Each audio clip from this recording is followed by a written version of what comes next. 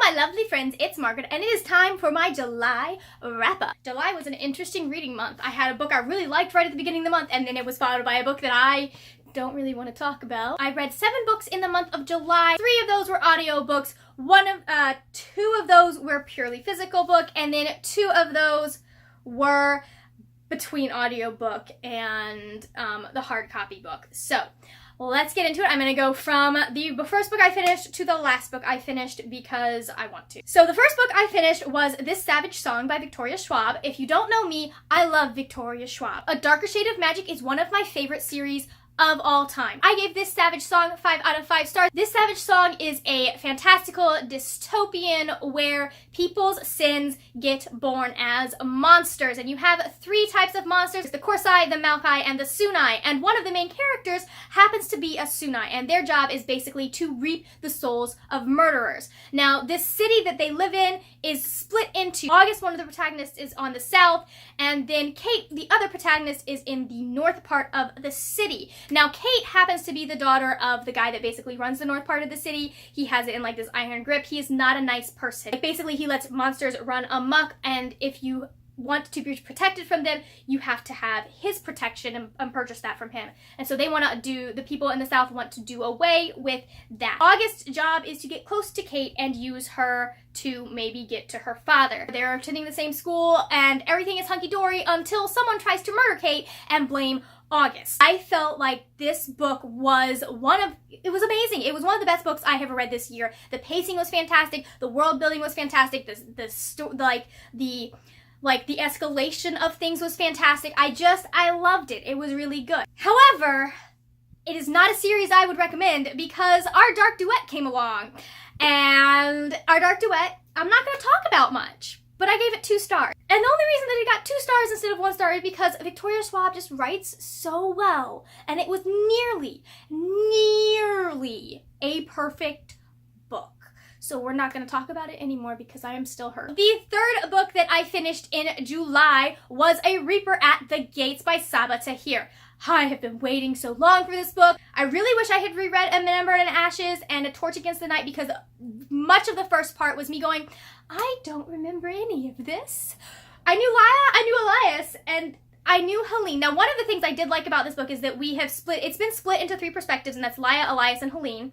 And I was not a fan of Helene starting this book, but she brought me round. I gave this one 4 out of 5 stars. I thought it was really good. I think it would have gotten 5 out of 5 stars if I had reread the first 2 books.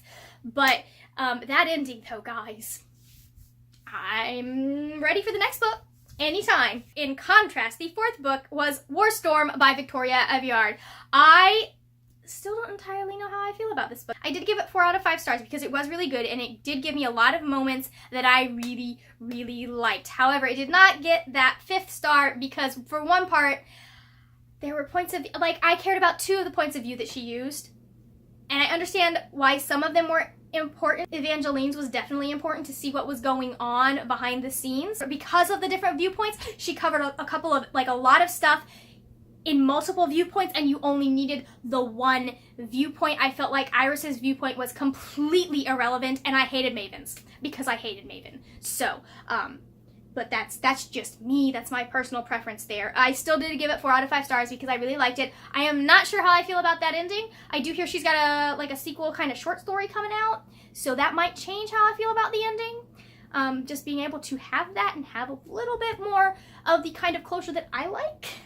But it still was a good book, and it still was one of those, like, it could have gone very wrong, and I could have been like, I'm never reading this series again, but I don't feel that way. So the next book that I finished in July was A Court of Thorns and Roses by Sarah J. Maas. This is about Feyre, and she basically, like, at the very beginning of the book, she ends up killing a Fey creature. Because she kills this creature, she gets dragged over to the other side of the wall where the Fey live, and she has to serve out her life there because she murdered one of their kind, and her life has to pay for his. I gave this 3 out of 5 stars. Please don't come at me, Sarah J. Maas fans. I have a feeling I'm going to like the 2nd book a lot better. I know, that's exactly what everyone was about to tell me. There was stuff that happened in this book that I don't understand why. I just, knowing what I know, I don't understand why this book exists. It just gets you invested in something that isn't. Why is she getting you invested in what she gets you invested in? Now, I will say, towards the end, there was a moment, and at that moment, I knew I shipped it. You know exactly who I'm shipping. That moment happened, and I knew I needed to continue on. It's probably not the moment you're thinking of. It was a very minor moment. Honestly, they were all capital letters, though. If you wanna look, it's in the final battle. All capital letters. I don't want to spoil it for anyone, though. There are certain tropes that I'm trash for, and so I have bought the dumpster. It is part of my dumpster mansion. As soon as that moment happened, I went on my library's website and I need the next book. And I was gonna go get it from the library, but I had to have it transferred. I was frustrated by it for most of it, and I, again, don't understand why she couldn't just start with what she's gonna finish with. But I did enjoy it. I do want to continue on with this series. I do think I will like the rest of the series, especially if the romance is as good as people claim it is. We are on the second to last book. The next book I finished was My Plain Jane by Cynthia Hand, Brody Ashton, and Jody Meadows. If you have not seen my review for My Lady Jane, it's up here. I loved this book. It got 5 stars. Okay? It was fantastic. It was nearly as hilariously funny to me as My Lady Jane. Now, My Lady Jane did have the added advantage that I do know a lot about Tudor history, and I've read a lot about that. This is a retelling of Jane Eyre. Only Charlotte Bronte is actually a character in this novel. It's fantastic. I love it. There are ghosts, there is subterfuge, there's a whole bunch of stuff. If you were not a fan of the fate of What's-Her-Face Rochester, I don't remember, the first Mrs. Rochester. If you're not a fan of her fate, you're gonna like this book. It was almost a 4-star book, but then they threw something in at the end that made me, I had to make it a 5-star book because that just wrapped everything up so neatly and perfectly and beautifully, and I was happy with it.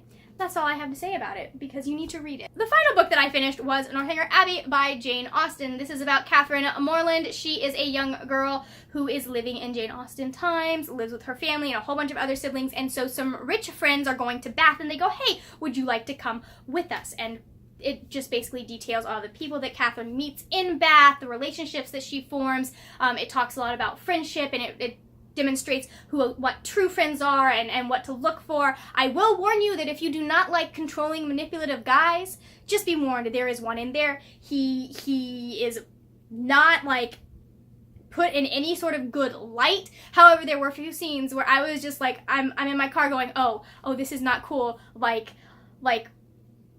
was I was uncomfortable listening to him just with what he was doing. But other than that, I really liked it. I really liked the love story. I really liked the novel. I feel like it was a little more tongue-in-cheek than some of her other novels that I have read have been. So that was fun. It felt a little different.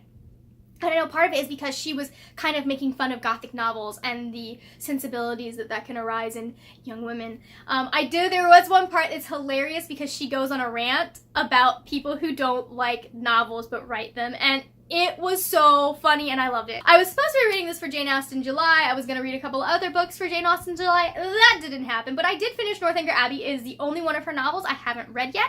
I gave it 4 out of 5 stars, and I do highly recommend it, like I do all of her works. So that is it for now, my friends. If you like this video, please give it a thumbs up. Also, hit the subscribe button right there. I would love to see your lovely face on a regular basis. You can find me on Twitter and Instagram if you are interested in more of my bookish musings. That is it for now, my friends. I will see you later when we will talk about more wordy, nerdy things. Bye!